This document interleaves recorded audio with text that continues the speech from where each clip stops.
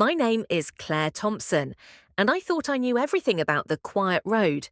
In the suburbs, I lived on a quiet street in Colorado Springs. My neighborhood seemed like the kind of place where nothing exciting ever happened. The kind of place where everyone mowed their lawns on Sunday, kids rode their bikes without being told, and the mailman always waved at you by name. Since I got divorced, I'd lived in my little yellow house for almost 7 years. It wasn't fancy, but it was mine, and I had made a life for myself here. I was a freelance graphic artist, so I could make my own hours. I would often sit on my porch in the morning and drink coffee while watching the sun rise over the roofs and listening to birds. It felt like everything was normal and comfortable. When David Miller moved in next door, that changed. David seemed like the type of person who would like to stay out of the spotlight. He was about 30 years old, tall, had dark hair, and was quiet. He didn't say much, but when he did, his voice was nice and calm. We sometimes said hello to each other, like when I picked up a package for him or helped bring in his trash cans while he was away. He lived alone and often worked late because his house was always lit up at strange times. At first, I didn't even notice him. Then something strange took place.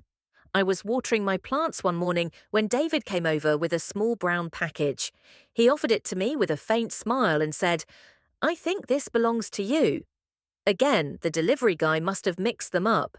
I thanked him, and we quickly talked about how often that happened. Even though we only talked for a short time, the way he looked at me made me think of him. It wasn't uncomfortable, but there was something heavy in his eyes. I thought it was stress or tiredness and went about my day. That night, I stayed up late to finish a job for a client until around 1 a.m. I heard something coming from David's house. It was a loud thud, followed by words that were hard to make out. I thought for a moment about checking on it, but in the end I told myself it was probably nothing. People drop things all the time. But it happened again the next night. This time it was louder, a crash followed by what I thought was a woman's screams. I rushed to my window and peered through the blinds. David's house was lit up, and I could see two shapes moving inside. One of them was definitely him. The other one was smaller and might have been a woman, but it was hard to tell. I waited for a sign that everything was okay, but the house went quiet again, and the lights went out after a few minutes. I couldn't sleep after that. By morning, I was worried instead of interested. I wasn't close enough to David to talk to him directly, so I thought I'd just ask him casually if everything was okay. Later that afternoon, I saw him walking back from his car outside. "Hey," I said that to sound relaxed. "Everything all right? I thought I heard something last night." David was shocked for a moment, then he tried to smile. I did indeed knock over a shelf. Stupid me. There was a scratch on his neck, and his left eye was a little red, like he'd been hit or hadn't slept. I wanted to ask him more, but the way he ended the chat told me not to. I kept a closer eye on his house the next few nights. I didn't want to feel like an intruder, but my gut told me to. Around midnight one night, I saw a woman, maybe in her 20s, sneak out the back door. She looked over her shoulder quickly and then disappeared down the sidewalk. I didn't know what was going on, but I knew I had to do something. I put a note under David's door the next morning. It simply said, "If you or someone else needs help, just say the word, you're not alone." I wasn't sure if it would mean anything to him. He might throw it away. He might not say anything about it. But that night, I came home to find a small package under my door.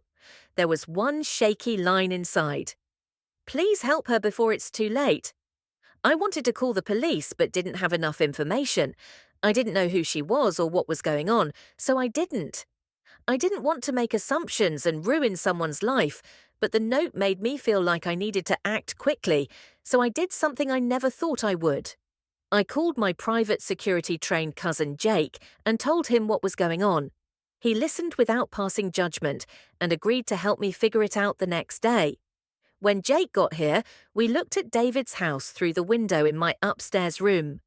Around 11 p.m., we saw the same young woman appear again at the back door. She stood there for a moment and then ran off into the night. Jake quickly followed her while I stayed behind.